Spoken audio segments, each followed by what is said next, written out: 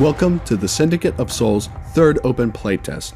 In this video, we're going to cover some of the major changes that are coming to this playtest, including new content, changes to the current gameplay, and some quality of life updates we've been working on. Before we get started, we've decided to move Syndicate of Souls to Steam, meaning you will need to download the game from their store during the open playtest. If you have played before, you will be able to link your old account to your Steam account and pick up where you left off. We've expanded the current roster of both retainers and vessels, and also improved the gameplay of almost all existing characters. New retainers on the roster include Seiko, a warrior from the Severed Isles that scales well with critical strike, Zelv, a mysterious assassin who manipulates shadefire to burst enemies down, Raphael, a zealous fanatic who deals true damage with his basic attacks, Jeanne, a combat medic who keeps her allies alive, and Dr. D, a demolitionist with explosive potential. Among the new vessels are Fralnir, a spellcasting bruiser with short-range ice spells, Repentant, a durable melee vessel that shreds nearby enemies, Rudra, whose attacks ricochet to multiple targets, and Helentris, a burst vessel that skewers enemies from afar. Along with the many new items we've added, you should have many new playstyles to choose from. The Dreamfall Grove and Deserted Stronghold have both received an overhaul to their basic layout and structure. Feedback regarding the colors and visuals have also been addressed, and we will continue to make visual improvements during the beta. We've made substantial changes to the jungle mechanics, including epic monsters, shards, buffs, and the early game jungling experience.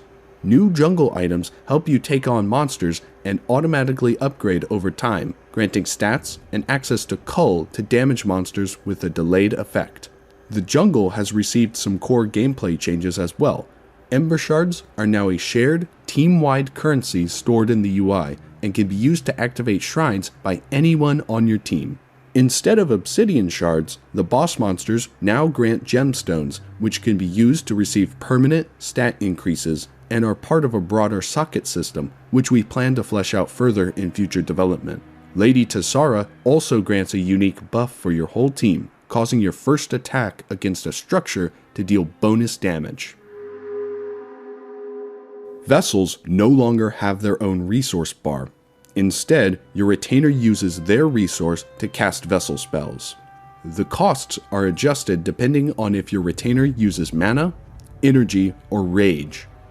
Energy does not regenerate over time anymore, and is instead generated by certain abilities and basic attacks. Additionally, all vessel spells now deal adaptive damage, meaning their damage type will automatically adjust depending on what items you are building. Also, vessels can no longer be dropped, but are instead swapped with allies directly. This allows you to swap vessels on the go, easily making gameplay choices as quickly as your team needs to. The user interface has received a visual overhaul, and important information has been streamlined. Buffs and debuffs no longer have their obtuse alignment system, and are dispellable by any dispel effects. This also means spells that previously interacted with alignments no longer have these effects. Your retainer's health bar now only displays the most important spell effects affecting them, with high priority debuffs having their own unique section. Effects that build up as a passive charge can be easily tracked under the health bar, and important dispellable effects now show an indicator. Thank you for watching, and to all of our Patreon supporters who help us finance the project. For more Syndicate of Souls information, subscribe to us around the web and join our official Discord. With the next playtest around the corner, we hope to see you soon, scoring some awesome plays.